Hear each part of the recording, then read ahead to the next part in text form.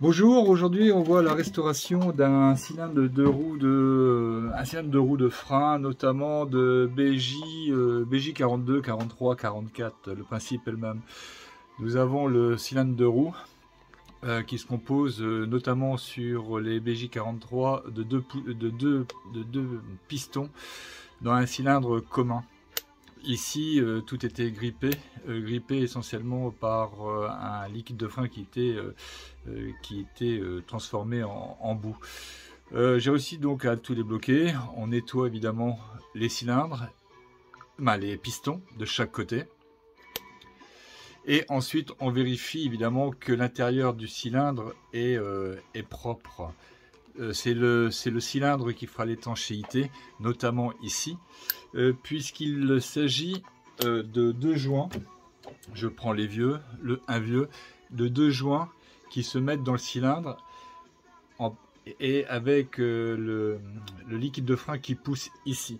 Donc le montage est relativement simple, à savoir qu'on a un joint ici et on a un ressort au milieu. Comme ceci. On a le même joint qui se remet de l'autre côté. Je prends toujours les vieux. Ici. Et ceci va à l'intérieur du cylindre. Et on a un piston de chaque côté. Donc ici, on va nettoyer évidemment le ressort qui est sale. Et prendre un kit de restauration. Celui-ci, voici la référence. Peut-être à l'endroit, ça serait mieux. Bon, enfin bref, j'y arrive pas. Donc le tout c'est de remonter les nouveaux joints à l'intérieur du cylindre. Donc des joints neufs, évidemment ça assure l'étanchéité. Alors quand on remonte, on prend soin de remonter au liquide. On met du liquide dans le cylindre, du liquide sur le piston et on réassemble tout.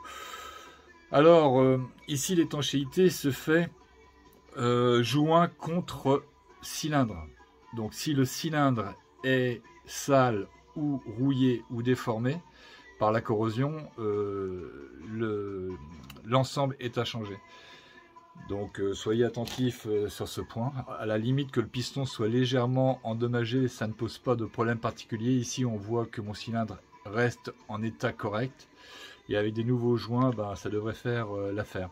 J'ai mis et je vais mettre une vidéo concernant un étrier de frein où on sera tout à fait sur un mode différent puisque l'étanchéité se fera joint contre piston. Donc que le cylindre soit légèrement abîmé ne posera pas de problème particulier.